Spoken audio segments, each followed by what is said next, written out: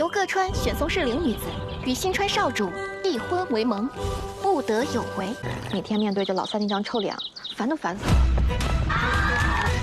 不可能，那也比老五强，他又蠢又不安分。哎呀，不行，这人生太难了。五少主起码待人真诚啊，不像二少主那么难伺候。天，是所有少主中容貌最为俊美的一个。都看呆了，真的是咱们兄弟的问题啊！那么，不是三哥，话不能乱说。我还行，过年好啊！天下有安。热闹一些，挺好。